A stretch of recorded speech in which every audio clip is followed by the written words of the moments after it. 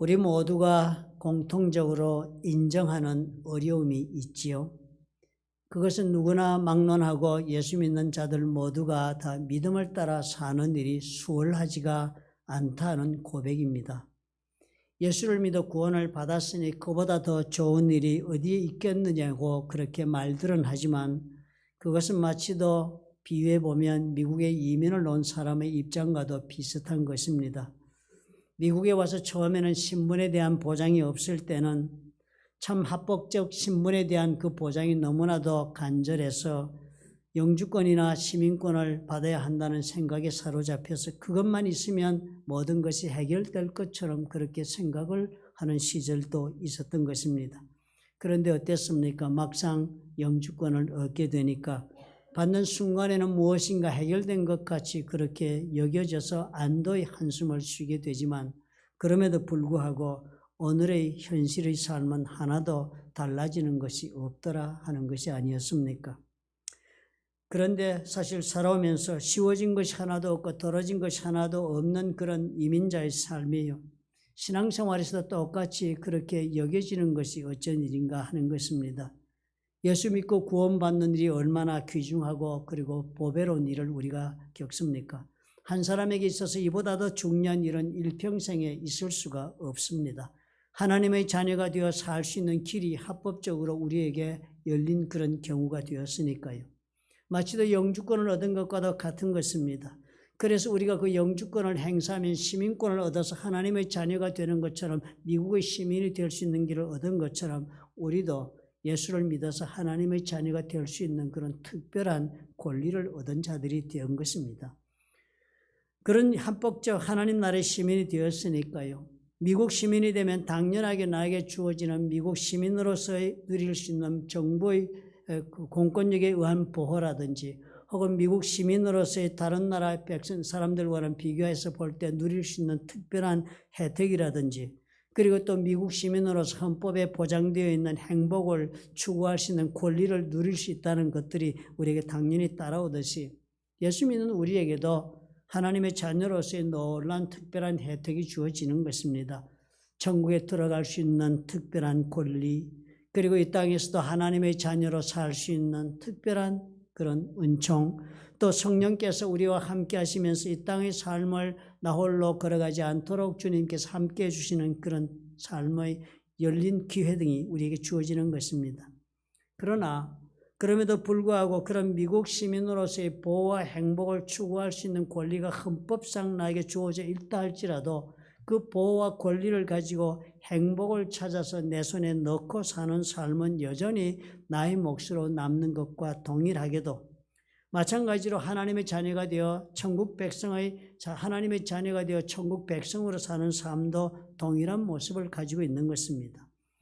천국과 성령님의 동행하심에 대한 약속이 나의 삶 가운데 있어서 참으로 영생에 대한 보장이 있다 할지라도 오늘 현실을 살아가는 일은 여전히 내 손에 달려있다 하는 것을 우리가 늘 보지 않습니까?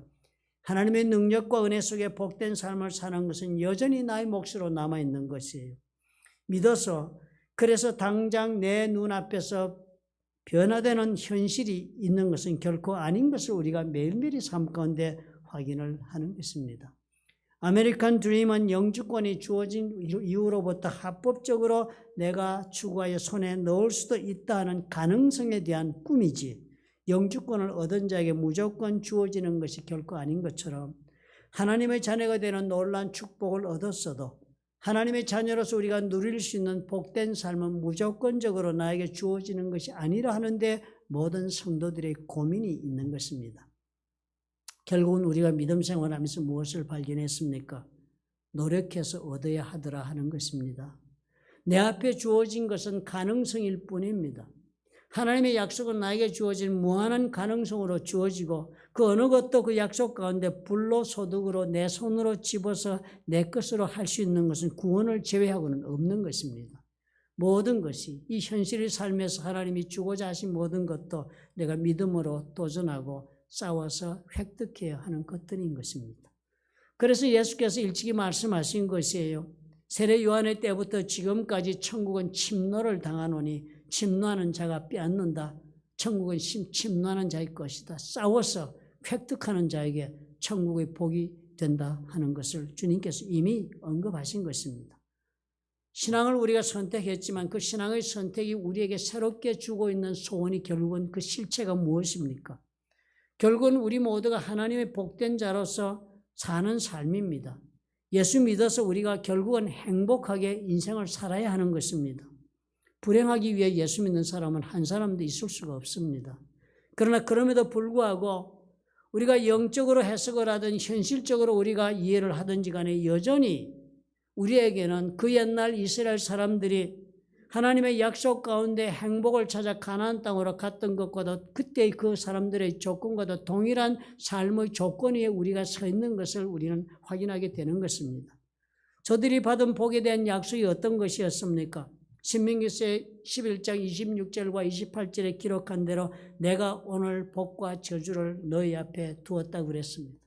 복과 저주가 저들 앞에 있어서 저들의 그 앞으로의 삶, 약속된 가나안 땅의 삶, 하나님께서 축복하신 땅에서의 저들의 삶이 복되게 하기 위한 조건이 있고 그 조건을 충족하지 못하면 저주를 받는다는 하나님의 약속의 말씀이 저희들에게 분명하게 삶의 원리로 제시가 되었던 것입니다. The blessing if you obey the commands of God. 하나님의 명령을 순종하면 blessing, 축복이요. The curse if you disobey the commands of God, your Lord. 너희 하나님 여호와의 명령을 불복종하면, 불순종하면 저주라고 하나님께서 분명히 신명기에서 그렇게 삶의 원칙을 제시한 것입니다. 그 사람들이 어떤 사람이었습니까? 하나님께서 놀라운 능력으로 애굽에서 구원해내시고 그리고 저들에게 아무 조건도 없이 자유민으로 하나님의 백성이 살 수 있도록 하나님께서 기회를 주시고 그리고 저들에게 하나님께서는 특별히 준비한 행복의 삶이 있는 가나안 땅으로 들어가기로 약속받은 사람들에게 준 말씀이 바로 이것이었습니다. 삶의 원리가 저들에게 주어진 그 삶의 원리가 오늘도 우리가 믿음 가운데 살아보니까 여러분 어떻습니까? 우리도 언제나 이런 선택 위에 서 있는 삶의 원리, 행복의 조건의 원리가 동일하게 우리에게도 적용되고 있다는 사실을 우리가 발견하는 것입니다. 믿고 살아도 우리가 살아가는 것이 그냥 주어지지가 않는다 하는 것이 우리가 발견한 삶의 실체입니다. 내가 오늘 어떤 것을 선택하느냐에 따라서 나의 삶에 살아가는 것이 달라지는 것입니다. 오늘 내가 어떤 선택을 순간순간 내리며 살아가고 있는가에 따라서 나의 삶은 행복해질 수도 있고 아니면 저주스러워질 수도 있다고 성경은 우리에게 분명하게 말씀하는 것입니다. 그리고 우리는 살아보니까 어때요? 그 선택이 언제나 쉽게 우리가 그렇게 내릴 수 있는 것들이 아니더라 하는 데 문제가 있는 것입니다. 자연스럽게 나에게 일어나고 있는 행복의 조건은 하나도 없어요. 의지적으로 우리가 선택해야만 하는 것들이 전부인 것을 우리가 알게 되는 것입니다. 하나님의 말씀의 기준이라는 것을 우리가 생각하지 않으면 언제나 우리는 엉뚱한 선택을 하고 많은 내 자신을 발견합니다.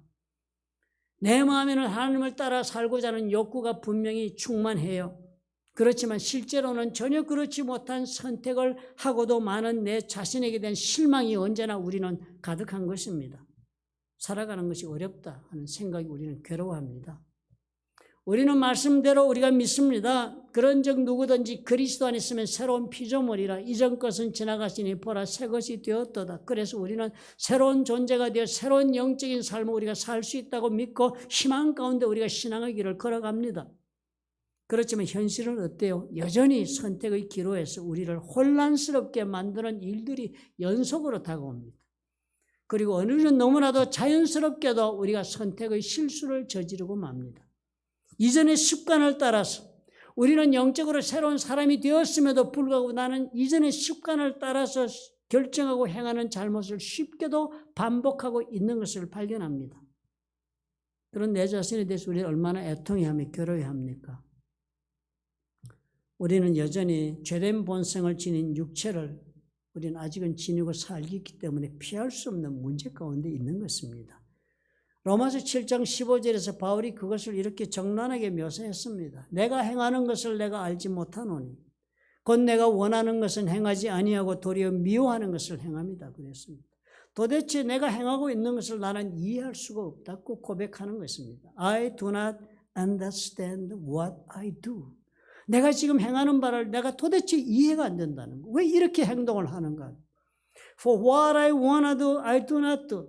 내가 원하는 것을 내가 행하지를 않는다는 거. 내 마음에는 원인데 내 육체는 행해주지를 않는 거예요. 그리고 what I hate, I do. 내가 미워하는 일들을 내가 쉽게 행하는 것을 내가 본다는 거. 그래서 바울이 깨달은 것입니다. 아, 그러고 보니까 이제는 내가 새로운 사람이 되었는데도 이렇게 사는 까닭을 내가 보니까 이제는 그것을 행하는 자가 내가 아니구나. 내 속에 거하는 죄다. 바울이 그렇게 탄식하고 고백한 것입니다. 아무리 우리가 예수 믿어 거듭나고 새로워졌다 할지라도 육체의 질고를 지고 있는 한 우리는 이 육체를 벗기 전에는 이 육체가 고집하고 있는 죄의 영향력 아래에서 실패를 연속하기 마련인 것입니다. 그러므로 오늘 믿음으로 살고자 하는 모든 성도들은 이 인식이 있어야 하겠습니다. 이것을 우리가 간과하지 말아야죠. 나의 한계를 우리가 인정할 줄 아는 겸손함이 있어야 하겠습니다. 내가 홀로 말씀으로 살아가는 데에는 내가 결코 넘을 수 없는 한계가 분명히 있다. 그리고 내가 살아가는 동안에 나는 결코 내 힘으로 감당해내지 못하는 문제에 직면한다 하는 그런 인식이 분명히 하는 것입니다. 정직해야지요. 나의 능력과 나의 한계에 대해서 내가 정직해야 하는 것입니다. 참으로 삶의 실체에 대한 이해가 있어야 하는 것입니다. 나는 여전히 옛 육체, 죄 가운데 있는 그 육체의 지배 아래 그 영향력 아래 있다는 문제를 인정하고 겸손하게 내 현실을 볼 줄 아는 그런 사람이 되어야 합니다. 믿음이 크고 작고의 문제가 아닌 것이에요. 그 어느 누구도 넘을 수 없는 육체 속에 사는 자의 한계가 나의 삶의 한계라는 것을 우리가 인정해야 합니다. 그런 까닭이에요. 누구도 막론하고 이것을 벗어날 수 있는 사람은 없다는 사실을 우리가 또한 이해하고 인정해야죠. 그런 까닭에 하나님 앞에서나 또 믿음의 길을 우리가 같이 걸어가는 믿음의 동료들 앞에서 나의 연약함이라든지 나의 부족하고 또 내가 실패한 것도 혹은 나의 갈등이라든지 나의 진행되고 있는 영적인 싸움에 대하여 내가 의연한 자세를 보여줄 수 있어야 합니다. 그러나 대개 우리는 어떤 모습으로 삽니까? 내가 믿음 없는 자의 모습으로 보이는 것을 나는 거부합니다. 나의 연약함을 드러내 보이는 것을 나는 부끄러운 일이라 생각하고 보여주고 싶어 하지를 않습니다. 여전히 우리는 예수를 믿어 새로운 피조물이 되어 성령의 인도하심 가운데 살아갈 수 있음에도 불구하고 우리는 어떻게 해요? 내가 예전에 가지고 있던 우리 본래의 죄의식과 수치심의 굴레에서 벗어나지 못한 삶의 모습을 이어가고 있는 것입니다. 그래서 우리는 결코 하나님께 영광을 돌리는 일을 이루어내지 못합니다. 내 삶 속에서 하나님이 어떻게 역사하셔서 지금은 내가 빚어져 있는가를 이야기할 수가 없는 까닭이지요. 그래서 우리는 하나님께 입은 은혜가 넘쳐나고 있음에도 불구하고 하나님께 영광을 돌리는 하나님의 역사의 증인이 될 수가 없는 것입니다. 성도가 되어 사는 것은 완성된 믿음으로 성화된 거룩한 존재의 나를 보여주는 것이 결코 아닙니다. 성도가 되어 사는 것은 나의 과거의 모습에서 하나님의 영은 어떻게 역사해서 오늘의 나가 있도록 하나님이 자비와 긍휼을 베푸셨는가를 보여주는 것이 성도의 삶입니다. 성도가 되어 산다는 것은 지금의 내 이 연약함이나 나의 부족함이나 나의 추하고 더러운 허물 같은 이 삶도 내가 현재 벗어나지 못하고 헤매고 있는 이 죄악된 나의 모습 속에서 하나님은 오늘 어떻게 역사하여 나의 내일을 만들까를 믿고 살아가는 사람이 성도가 살아가는 삶의 모습이 되어야 하는 것입니다. 왜 그렇습니까? 믿음이 있다면 하나님께서 계획을 가지시고 나의 삶 속에 오셔서 성령으로 나를 이끌어 가시면서 성령에 순종하고 성령을 따라 내가 걸어가는 걸음만큼 내 삶 속에서 역사하실 것을 믿는 것이 믿음이기 때문입니다. 그러므로 우리는요, 믿음이 있는 자라면 가감없이 내 인생의 맨 얼굴, 내 삶의 속살을 드러내 보여줄 수 있는 용기도 또한 가져야 하는 것입니다. 예수님 분명히 말씀하셨어요. 마태복음 9장 13절에 너희는 가서 내가 긍휼을 원하고 제사를 원하지 아니하노라 하신 뜻이 무엇인지를 배우라. 나는 의인을 부르러 온 것이 아니요 죄인을 부르러 왔노라 라고 주님 말씀하신 것입니다. 엄청난 말씀하신 거 아닙니까? 교회 다니는 사람들이 이 말을 들을 때마다 충격을 느껴야 마땅한 선언의 말씀이에요. 주님 말씀하시기를 뭐라 그럽니까? 너희들 이렇게 와서 제사를 드리고 있는 것을 내가 원하지 않는다는 것 좀 배워라 하십니다. 우리가 이렇게 예배 드리고 예배 드리면 다 되는 줄 알고 모이는 사람들에게요. 일주일 마음대로 살다가 어떤 모습이든지 내 원하는 대로 살다가 주일날 와서 예배 드리면 되는 줄 알고 찾아왔는데 주님 그 말씀 하시는 거예요. 너희는 가서 내가 제사를 원하지 아니하노라.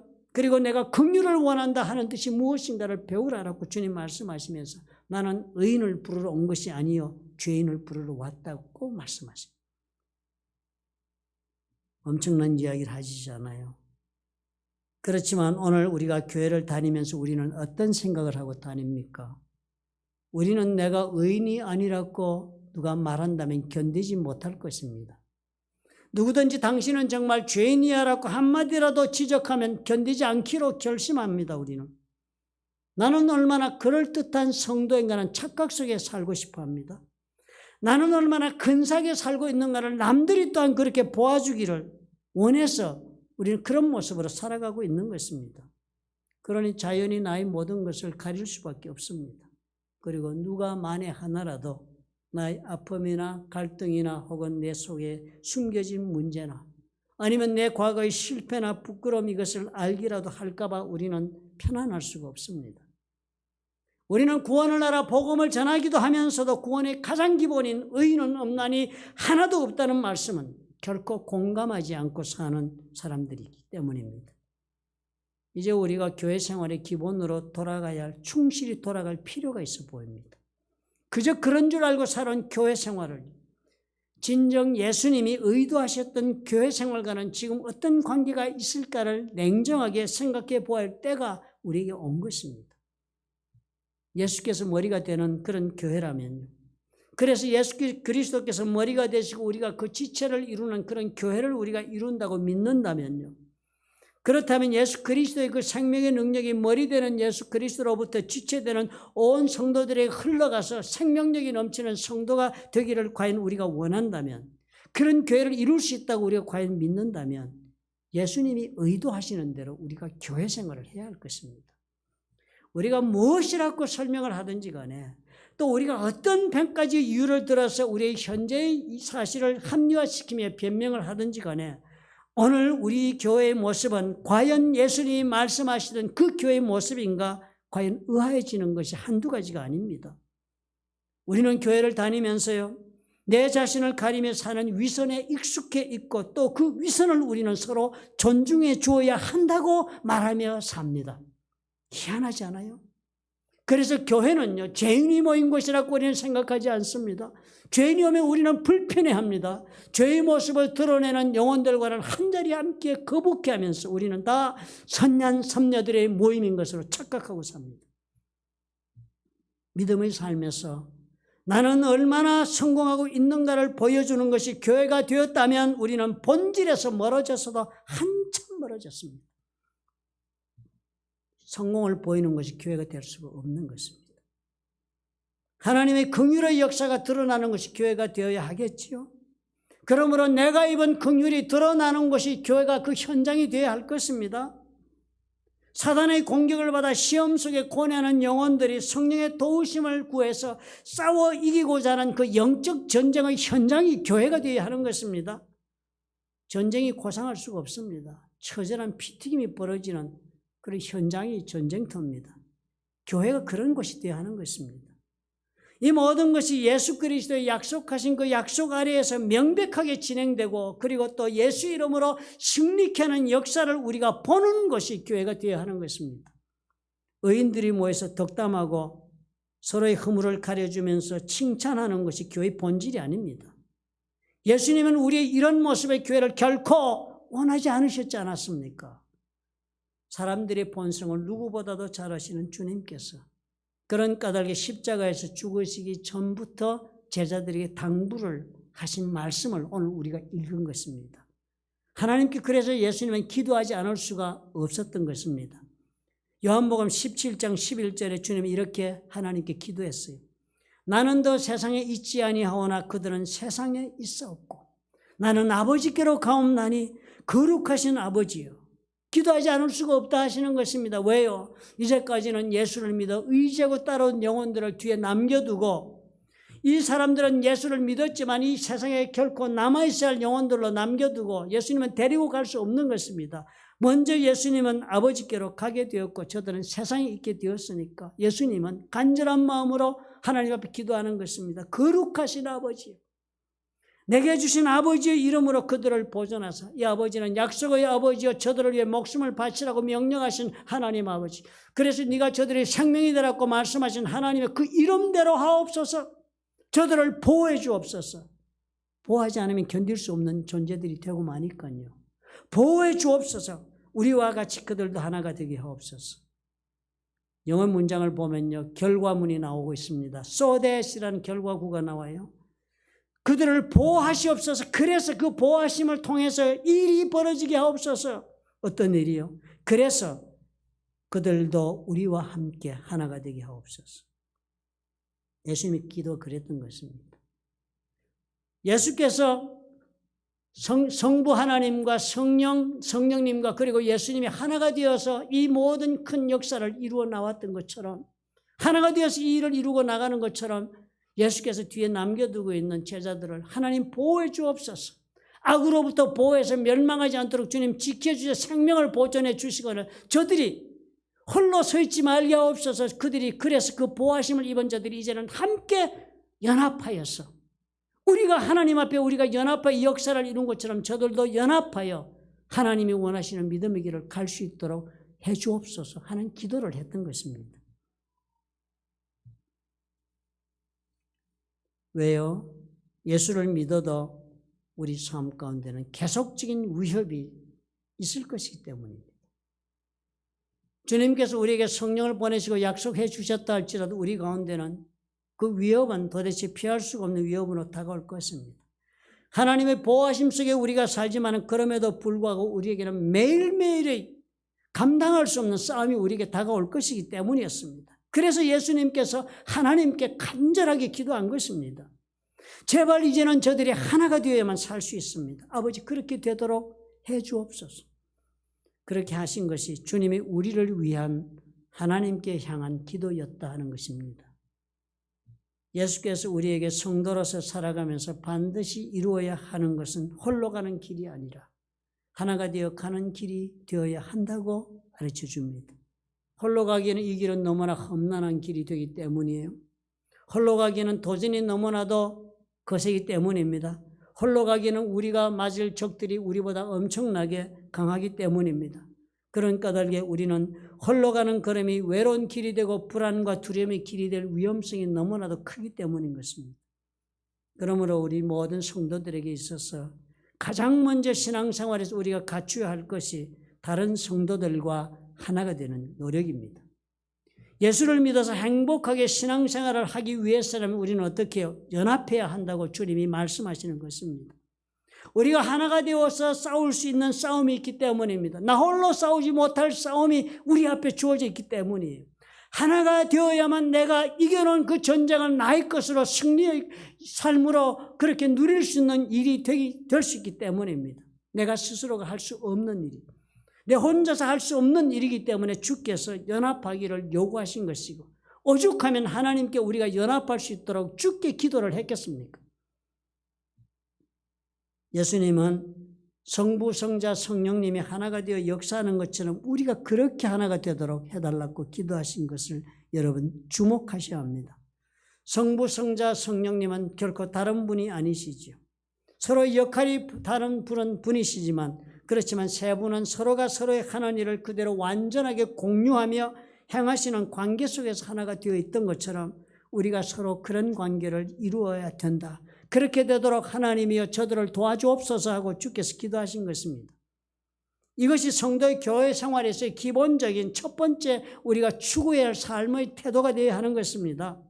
성부, 성자, 성령께서 서로가 서로를 알듯이 우리가 알아야 합니다. 그러자면 어떻게 해요? 우리가 내 삶을 스스로 열어 보이는 것이 없이는 시작이 불가능합니다.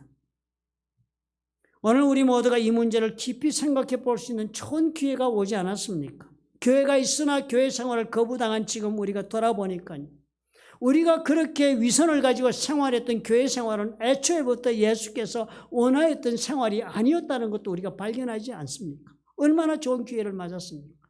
이제는 우리가 새롭게 제대로 된 모습으로 성도의 삶을 시작할 수 있는, 제대로 된 교회 생활을 시작할 수 있는 그런 놀라운 깨달음의 기간을 지금 우리가 얻은 것이 아닙니까? 제대로 된 교회 생활이 없다면 무의미한 그런 신앙생활, 그것으로서 하나님의 능력을 경험하지 못하는 삶이 되고 말 것입니다. 예수께서 간절히 원하신 것처럼 우리가 하나 되는 일이 없는 그런 교회 생활이라면 그 교회 생활은 하나마나 차이가 없는 삶이 되고 말 것입니다. 예수님이 의도하신 교회는 능력의 교회였다는 것을 우리가 잊지 말아야 합니다. 마태복음 16장 16절에 그 말씀 우리는 기억해야 해요. 내가 내게 이르노니 너는 베드로라. 내가 이 반석 위에 나의 교회를 세우리니 음부의 권세가 이기지 못하리라 그랬습니다. 주님 분명히 말씀하셨어요. 신앙 고백 있는 베드로, 그 베드로가 다른 말로는 그 베드로란 말이 영어로 번역하면 바위란 말입니다. On this rock, 이 반석 위에, 이 바위 위에 I will build my church. 주님이 자신의 교회를 세운다 그랬습니다. 어느 누구의 사람의 교회가 아니고 어떤 다른 우상을 섬기는 그런 집단이 아니라 예수께서 예수님의 교회가, 예수님이 소유하시는 교회를 세우시겠다 말씀하신 그 교회는 어떤 교회라 하셨습니까? 지옥의 문이 결코 그 힘을 감당해내지 못하는 그런 교회를 세우시겠다 그랬습니다. 이것이 예수님의 교회의 모습이고 의도하신 바였습니다. 이 교회가 여지없이 예수님 의도하신 대로 사도행전에 그 이루어진 모습이 드러나 있지 않습니까? 성령이 살아서 능력이 역사하시는 교회는 이렇게 시작이 되었던 것입니다. 사도행전의 성도들의 모습이 어땠습니까? 냉정하게 우리가 들어보면 그 가운데는 단 한 가지 분명한 일이 보이는 것입니다. 서로의 약점도 있고 결점도 있고 신앙의 크고 작음도 있고 살아가면서 실수도 있고 실패도 신앙 가운데 보였지만 분명한 한 가지는 저들은 다 하나가 되어 신앙의 길을 걸어갔다는 것입니다. 바나바와 사울의 이야기 있고 바울과 아굴라와 브리스길라 이야기 있고 수많은 성도들이 헌신자의 이름이 있을 때 살펴보면 저들은 다 하나가 되는 일에 열심을 내었던 사람입니다. 그러므로 하나 되지 못하면 우리가 이 사도행전의 역사를 보지 못하는 것은 너무나 분명합니다. 성령의 역사를 보지 못할 것이에요. 성령의 역사는 변화시키는 역사입니다. 성령의 역사는 치유하시는 역사였습니다. 성령의 역사는 새로운 삶의 시작을 열어주는 그런 역사였습니다. 저와 여러분 모두에게 오늘 이것이 필요하지 않습니까? 우리가 이 모든 하나님의 역사를 본 지가 오래되지 않았습니까? 바로 우리가 주님의 기도처럼 하나 되는 것을 포기한 채로 우리는 위선과 가식 속에서 스스로 나는 무엇인가 이루었던 의인인 것처럼 스스로 나는 온전한 사람인 것처럼 살아오는 데서 생긴 당연한 결과가 아니겠습니까? 저는 오늘 저와 또 우리 모든 성도님과 그리고 제 자신에게 이 새로운 각성이, 이 새로운 시도가 시작되기를 기도합니다. 오늘부터 시작해서 우리가 이 길을 모색해보자 하는 것입니다. 코로나가 풀리기 전에 우리가 시작해야 할 때가 되었다는 각성 속에 이 믿음의 걸음을 새롭게 출발했으면 하는 간절한 소원이 있는 것입니다. 먼저 말씀대로 우리가 그렇게 하십시다. 예수께서 우리와 같이라고 말씀하신 것처럼 우리도 성부, 성자, 성령 세 분이 하나가 된 것처럼 우리도 그렇게 하나가 되는 길을 모색해보자 하는 것입니다. 수많은 이유를 이유 삼지 말고 하나님의 말씀을 내 인생의 지상명령처럼 생각하고 내 앞에 놓여있는 사람들을 다시 바라보자 하는 것입니다. 수많은 성도들이요, 하나 되기 어렵기 때문에 지금까지 하나 되지 않고 살아온 것이 우리의 현실입니다. 그러나 주님께서 그럼에도 불구하고 그 길이 우리가 살 수 있는 길이라고 말씀하시니까, 내가 예수를 믿으니까 예수께서 말씀하시는 그 말씀도 믿고 삼위일체를 이룰 수 있는 그런 영혼도, 나도 영혼을 찾아 내 삶을 다시 한번 시작해 보겠다는 새로운 결심이 있어야 하는 것입니다. 우리가 서로가 서로는 역할이 다를 수 있고 서로가 살아가는 삶도 다르고, 그래서 우리 삶 가운데 가지고 있는 문제도 다르고 우리가 가지고 있는 상처도 다르고 이해도 다를 수 있습니다. 그러나 그 모든 것이 달라도 하등 문제가 될 것이 없는 것이 예수님의 하나가 되는 상대들이었습니다. 그러면 여러분 그런 사람을 찾으시기 바랍니다. 홀로 교회 다니지 마시기 바랍니다. 부디 불쌍한 영혼들에게 내가 손을 뻗쳐 내 삶을 나누어 주기 위하여 상대를 찾고 또 내 삶의 필요를 채울 수 있는 사람을 찾기 위해서 또 상대를 찾고 그렇게 해서 하는 것입니다. 예부터 성경에서 이르기를 전도서 4장 12절에 적기를 한 사람이면 패하겠거니와 두 사람이면 맞설 수 있나니 세 겹줄은 쉽게 끊어지지 아니한다고 말씀하셨습니다. 해도 되고 안 해도 되는 선택사항이라고 생각하지 마시기 바랍니다. 예수께서 이 땅을 떠나시기 전에 하나님께 제자들을 위해 기도하면서 가장 먼저 구한 기도였다는 사실을 여러분 잊지 마시기 바랍니다. 가볍게 넘기지 마시기 바랍니다. 반드시 이루어져야 할 이유가 있어서 기도하신 것일 것입니다. 그래야만 승리할 수 있는 이유가 있기 때문에 주님께서 하나님 아버지께 우리가 부디 하나가 되게 해달라고 뒤에 남겨두는 우리를 위해 간구했던 것입니다. 오늘부터 여러분 기도하시기 바랍니다. 내 삼겹줄을 찾아내시기 바랍니다. 만들어 가시기 바랍니다. 성부, 성자, 성령께서 서로가 서로를 알듯이 서로가 서로를 알고 알려주는 그런 관계를 이루어 나가는 것을 두려워하지 마시기 바랍니다. 하나님이 함께 하시는 관계로 변할 수 있습니다. 예수를 믿는 사람들에게는 부끄러워 감춰야 할 일은 없습니다. 나에게 지금 부끄럽게 여겨지는 일이 있다면 그것은 말할 것도 없이 하나님께서 지금 역사하시어서 하나님이 되심을 증거해 볼 수 있는 행복의 조건이 되는 그 이상이 아닌 것을 우리가 믿음으로 볼 수 있기 때문입니다. 믿음이 없으면 모든 것은 부끄럽지요. 그러나 믿음이 있다면 이 모든 것은 새로운 하나님의 역사를 보게 해주는 나에게 열린 문의 역할을 할 것입니다. 우리가 의인이었다면, 우리가 완전했다면 하나님 우리를 부르시지조차도 않았을 것입니다. 주님은 치유하기를 원하셨기 때문에 병든 우리를 불렀고, 주님은 불쌍한 자를 주님께서는 위로하시고 살려주시기를 원하셨기 때문에 우리를 불렀고, 주님은 상처난 자의 그 상처를 주님께서 치유하시고 온전케 하기 원하셨기 때문에 우리를 부르신 것입니다. 그러므로 우리의 삶의 모든 조건은 하나님께서 영광을 받으시기 위해 주신 조건인 것입니다. 나의 실패도 아픔도 결코 나에게는 부끄러움이 아니라 주님이 쓰시는 주님의 도구가 된다는 것을 여러분 믿으시기 바랍니다.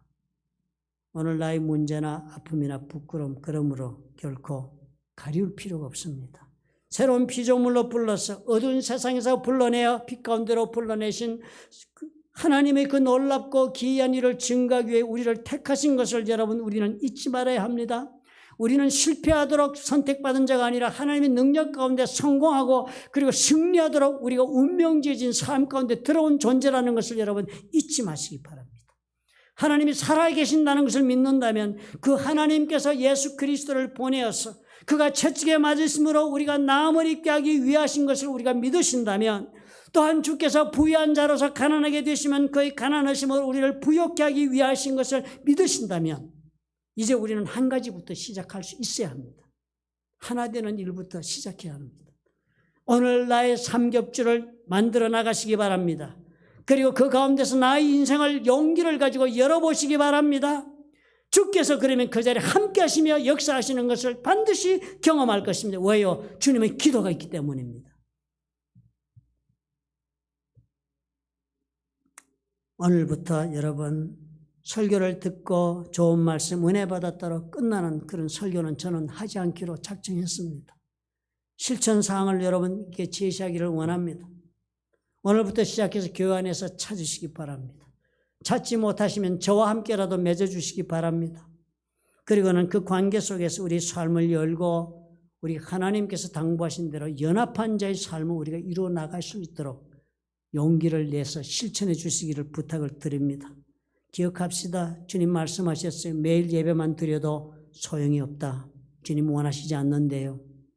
먼저 하나 되는 일을 해야만 너희들이 하나님으로부터 보호받은 삶을 계속할 수 있다는 이 주님의 당부를 여러분 잊지 마시기를 부탁드립니다.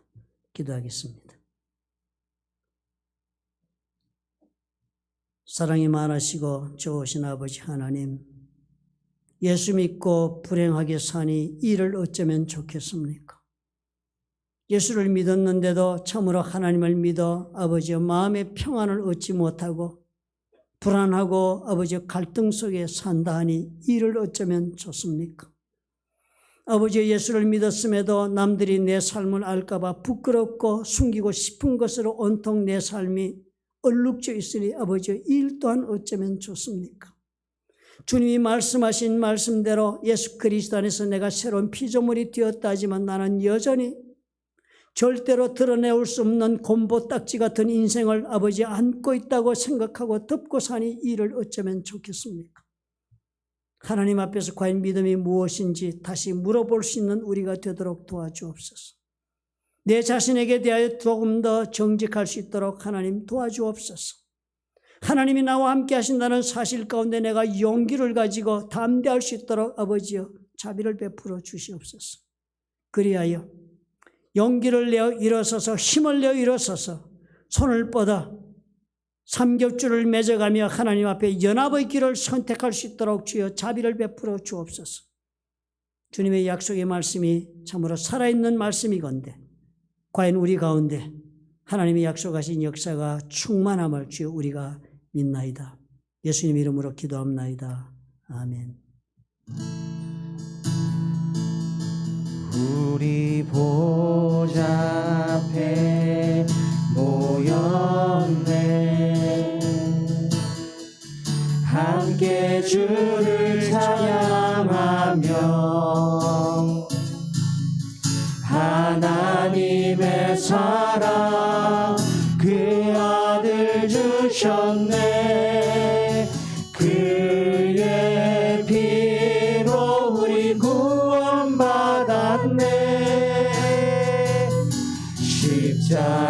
십자가에서 쏟으신 그 사랑 강같이 온 땅에 흘러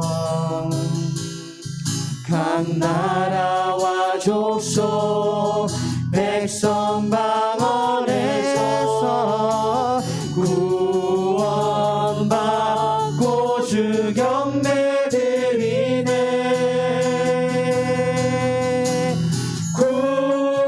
구원하심이 보좌에 앉으신 우리 하나님과 어린 양께 있도다. 구원하심이 보좌에 앉으신 우리 하나님과 어린 양께 있도다.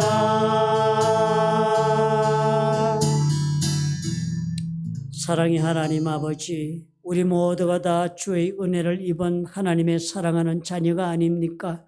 우리 모두가 어떤 모습으로 오늘 이 자리까지 인생을 경영하며 걸어왔다 할지라도 하나님의 새로운 약속 가운데 새 인생을 아버지 앞에 허락받은 존재들이 아닙니까?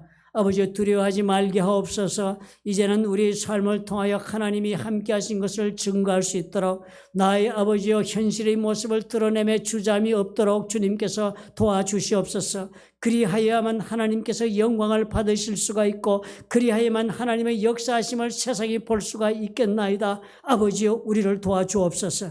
참으로 예수 그리스도의 기도가 있지 않으면 행할 수 없을 만큼 힘든 일이 연합하는 일이요. 아버지여 참으로 우리가 의도적으로 선택하고 말씀 가운데 순종하겠다는 결단이 없이는 이룰 수 없는 것이 아버지여 다른 영혼과의 연합인 것을 우리가 압니다. 주여 우리를 불쌍히 여겨 주옵소서.